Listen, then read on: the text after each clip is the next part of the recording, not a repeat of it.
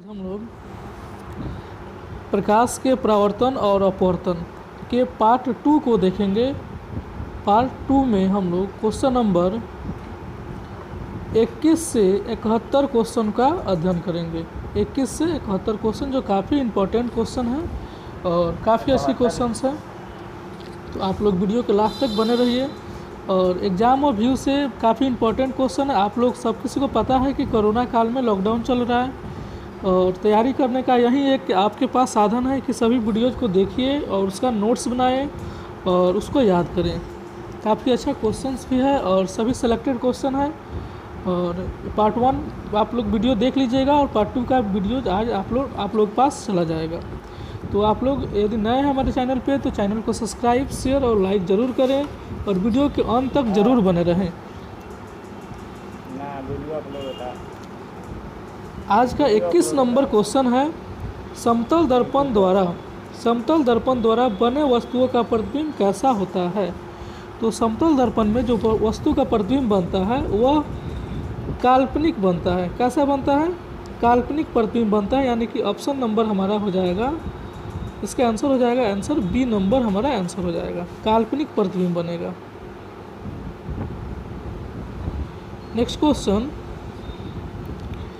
Number 22 जो काफ़ी अच्छी क्वेश्चंस है और यह न्यूमेरिकल में आता है। तो 22 नंबर क्वेश्चन है कि किसी अवतल दर्पण की वक्रता त्रिज्या 60 सेंटीमीटर है, यानी कि आर का वैल्यू हमको दिया हुआ है कितना, 60 सेंटीमीटर हमको दिया हुआ है और उसकी फोकस दूरी ज्ञात करना है। तो आप लोग पढ़े होंगे एफ बराबर होता है r/2 होता है, f बराबर r/2 होता है। तो यानी कि हम 60 में 2 से भाग देंगे तो क्या हो जाएगा, 30 सेंटीमीटर हो जाएगा।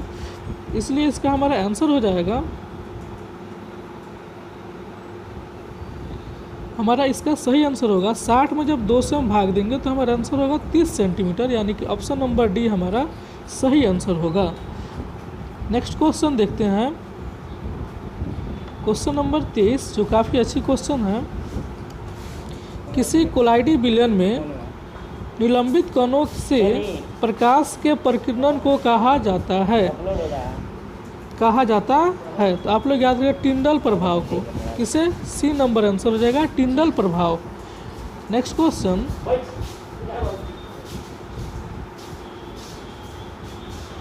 नंबर 24, स्पेक्ट्रम प्राप्त करने के लिए किसका उपयोग होता है।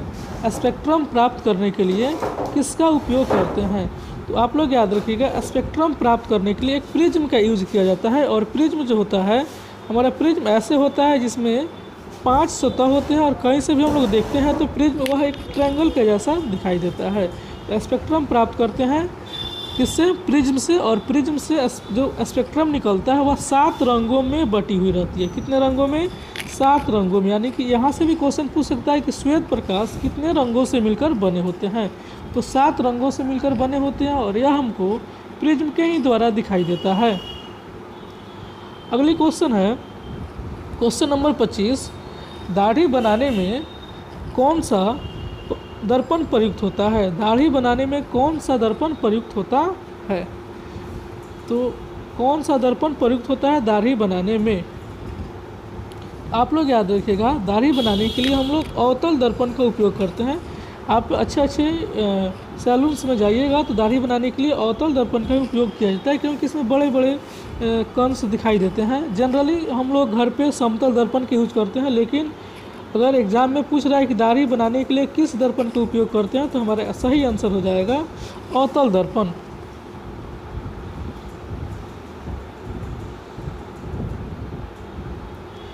अगला क्वेश्चन है क्वेश्चन नंबर 26, किसी माध्यम के अपवर्तनांक का मान होता है। किसी माध्यम के अपवर्तनांक का मान होता है sin i बटा sin r। यह स्नेल के नियम भी यही कहता है कि sin i बटा sin r होता है। नेक्स्ट क्वेश्चन है क्वेश्चन नंबर 27, स्पेक्ट्रम में किस रंग की किरण का झुकाव अधिक होता है। स्पेक्ट्रम में किस रंग की किरण की झुकाव सबसे अधिक होता है। तो आप लोग याद रखिएगा बैगनी का होता है। किस रंग का होता है, सबसे अधिक झुकाव बैगनी रंग का होता है। और सबसे कम जब पूछेगा तो हमारा हो जाएगा लाल। कम कहेगा तो क्या हो जाएगा लाल हो जाएगा, और अधिक कहेगा तो क्या हो जाएगा, बैगनी हो जाएगा। क्लियर हो गया कंसेप्ट आपका। अगर कम कहेगा तो लाल होगा,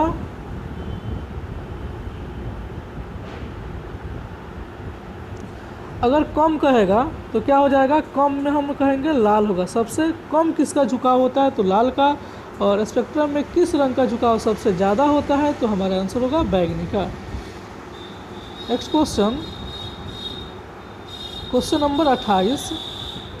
किसी गोलीय दर्पण तथा किसी पतले लेंस दोनों की फोकस दूरी -15 सेंटीमीटर है। कितना है, -15 सेंटीमीटर है, जो काफ़ी वीवीआई है, और यह एनसीईआरटी का क्वेश्चन है। -15 सेंटीमीटर है, तो दर्पण तथा लेंस संभवतः, आप लोग याद रखिएगा कि अवतल दर्पण का भी फोकस दूरी माइनस में होता है, और अवतल लेंस का भी फोकस दूरी माइनस में होता है, यानी कि इसका आंसर हमारा हो जाएगा ऑप्शन नंबर ए, दोनों अवतल ही होंगे। अगला क्वेश्चन है क्वेश्चन नंबर 29। किसी दर्पण से चाहे कितनी ही दूरी पर खड़े हो, किसी दर्पण से आप चाहे कितनी ही दूरी पर खड़े हो, आपका प्रतिबिंब सदैव सीधा बनता है, तो वह कौन सा दर्पण होगा। तो कौन से दर्पण में सीधा प्रतिबिंब बनता है, तो आप लोग याद रखिएगा, सीधा प्रतिबिंब बनाने के लिए हमको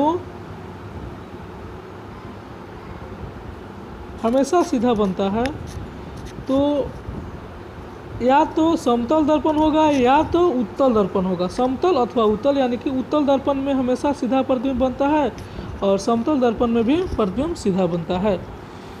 तो नेक्स्ट क्वेश्चन की तरफ बनते हैं। नेक्स्ट क्वेश्चन, किसी दर्पण से हमेशा छोटा प्रतिबिंब प्राप्त होता है। किस दर्पण से हमेशा छोटा प्रतिबिंब प्राप्त होता है, तो इसका आंसर सही हमारा हो जाएगा, उत्तल दर्पण से हमेशा छोटा प्रतिबिंब प्राप्त होता है।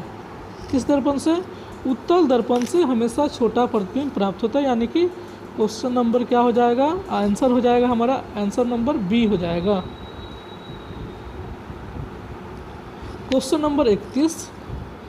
-4D क्षमता वाले फोकस लेंस की फोकस दूरी क्या होगी। आप लोग पढ़े होंगे F बराबर होता है 1/P पढ़े हैं, F बराबर 1/P पढ़े हैं, यानी कि 1/ हम अगर करें 4 और मल्टीप्लाई 100 करते हैं, तो यह कट कर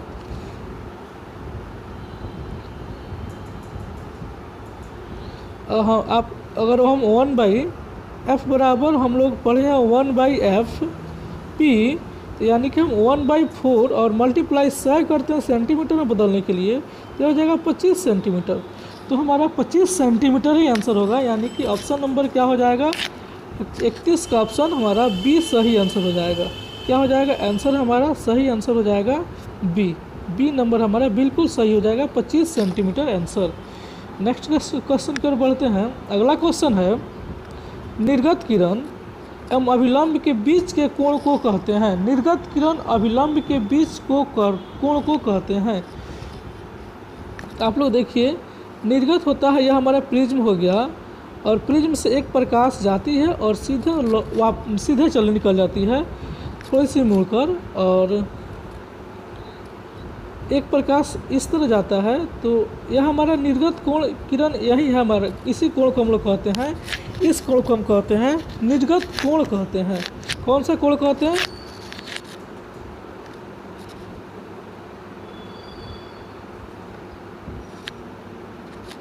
इस कोण को हम लोग निर्गत कोण कहते हैं।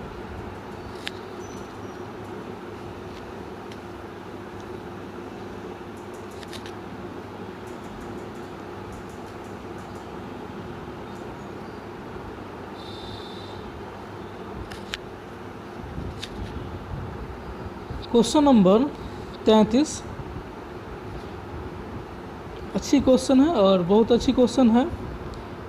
जब प्रकाश की किरणें हवा से कांच में प्रवेश करती है तो वह मुड़ जाती है। जब प्रकाश की किरणें हवा से कांच में प्रवेश करती है तो वह मुड़ जाती है। तो आप लोग एक बात जानिए, जो हवा जो है हमारा हवा जो है यह होता है विरल माध्यम, और कांच जो होता है सघन माध्यम। तो जब विरल माध्यम से सघन माध्यम में जाती है तो अभिलंब की निकट आती है। कहाँ आती है? अभिलंब की निकट आती है, इसलिए हमारा इसका आंसर हो जाएगा अभिलंब के निकट आएगा। और जब प्रकाश विरल माध्यम से सघन माध्यम में जाती है तो अभिलंब जब प्रकाश सघन माध्यम से विरल माध्यम में जाती है तो अभिलंब से दूर हटती है, और जब विरल माध्यम से सघन माध्यम में आती है तो अभिलंब की निकट आती है। यानी कि ऑप्शन नंबर हमारा क्या हो जाएगा? बी हमारा सही आंसर हो जाएगा।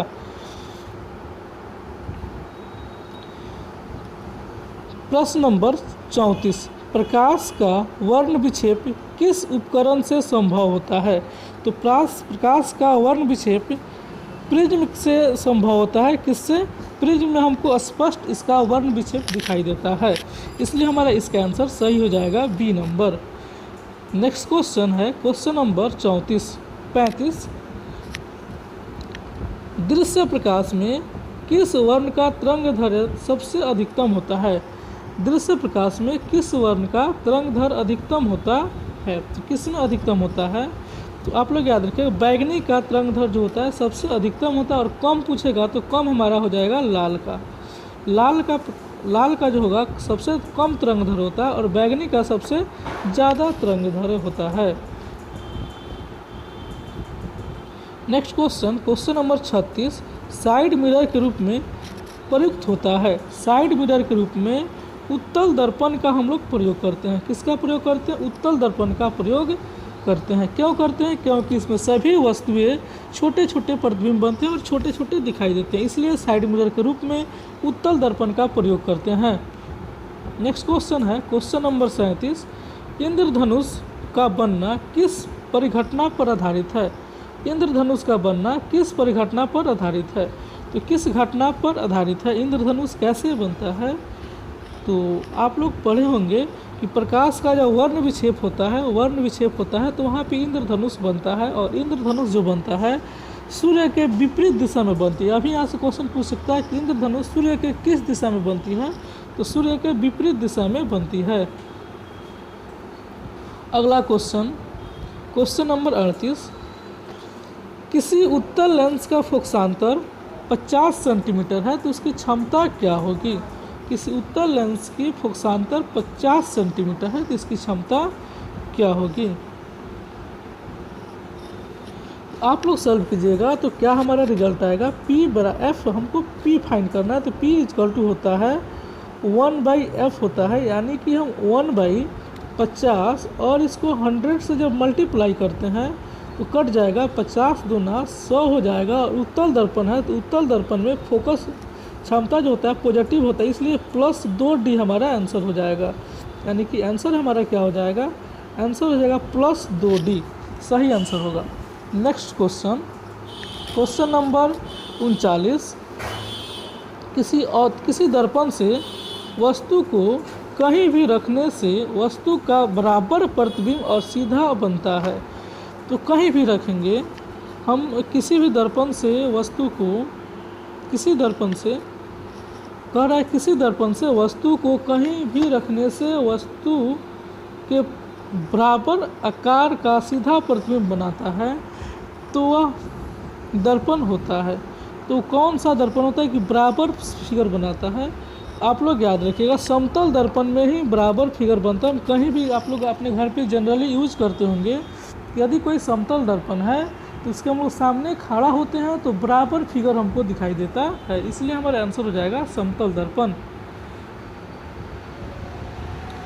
एक यहाँ पे रिलेशन बताना है क्वेश्चन नंबर 40 में, अगर अवतल दर्पण में फोकस दूरी f है और वक्रता त्रिज्या r है तो क्या रिलेशन होती है? क्या रिलेशन होती है? तो आप लोग पढ़े हैं f बराबर r/2 होता है, f बराबर r/2 होता है, तो इसका आंसर सही आंसर हो जाएगा हमारा ए नंबर, सही आंसर हो जाएगा। f बराबर होता है r/2 होता है। नेक्स्ट क्वेश्चन की तरफ बढ़ते हैं और आवर्धन, क्वेश्चन नंबर 41, अवतल दर्पण अवतल लेंस का आवर्धन m बराबर होता है। तो m बराबर क्या होता है, आवर्धन बराबर क्या होता है, तो आवर्धन बराबर होता है u बटा v होता है। लेंस में आवर्धन बराबर होता है u बटा v होता है।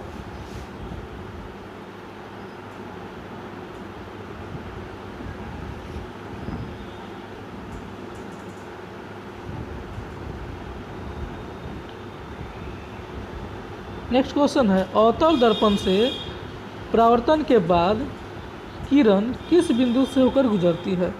अवतल दर्पण से जब कोई भी किरण परावर्तित होती है तो वह फोकस से होकर गुजरती है। किससे गुजरती है, फोकस से होकर ही गुजरती है, यानी कि हमारा इसका सही आंसर होगा बी नंबर, यानी कि फोकस से होकर गुजरती है। कोई भी अवतल दर्पण में कोई भी वस्तु किरण होती है जो परावर्तित होती है तो वहाँ वह सीधे फोकस से होकर गुजरती है। नेक्स्ट क्वेश्चन है,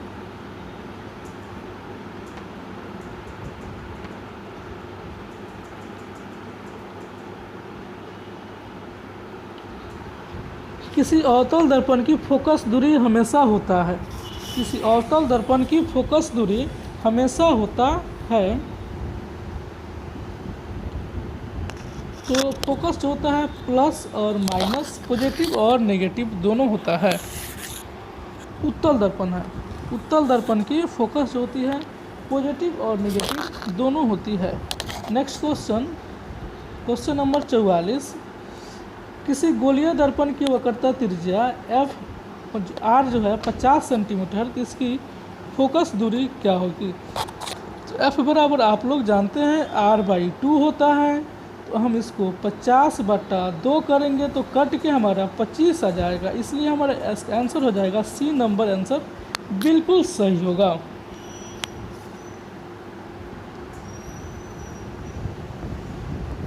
नेक्स्ट क्वेश्चन,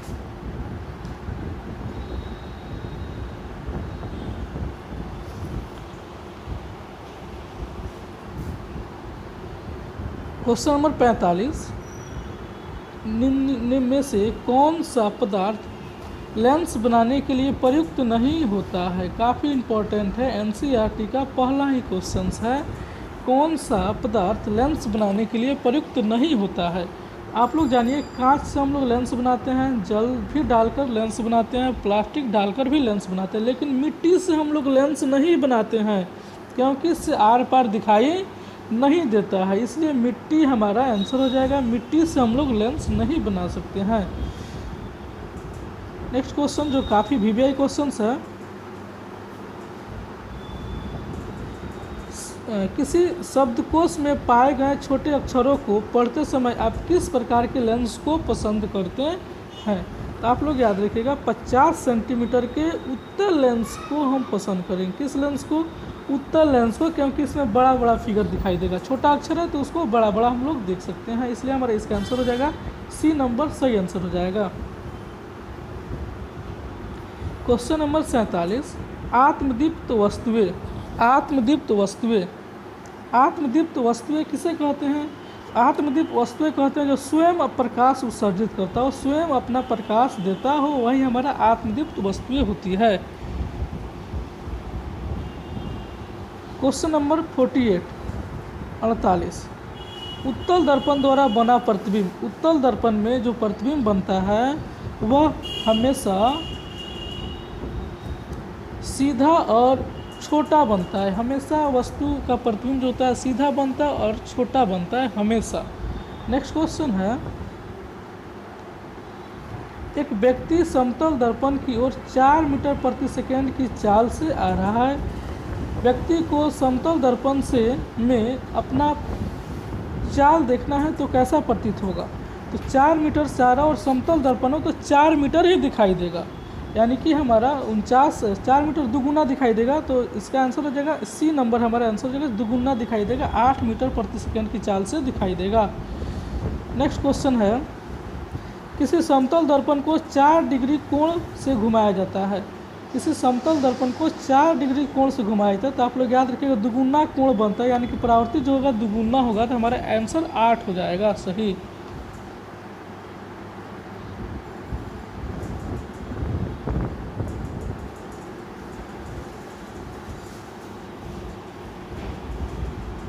और आप लोगों को कल का क्लास हमारा जो होगा वह क्लास 51 से लेकर 71 तक के हम लोग क्वेश्चंस को देखेंगे, और नेक्स्ट पार्ट यानी कि इसका पार्ट 3 भी हम ले लेंगे। छोटा छोटा क्वेश्चंस करके हम लोग पढ़ेंगे कम कम क्वेश्चंस को, तो कंसेप्ट ज़्यादा क्लियर हो जाएगा। तो आप लोगों से उम्मीद है कि आप लोगों को वीडियो अच्छा लगा हो तो शेयर ज़रूर कीजिएगा ताकि सभी बच्चे पढ़ें, और सब्सक्राइब ज़रूर कर देना, सब्सक्राइब जरूर कीजिएगा ताकि जितने भी हमारी अच्छी वीडियो जाए सब आपके पास अवेलेबल हो। तो आज की क्लास के लिए धन्यवाद। कल के पार्ट 3 का आप लोग वेट कीजिए, बहुत जल्द आप लोगों को पार्ट 3 भी मिल जाएगी।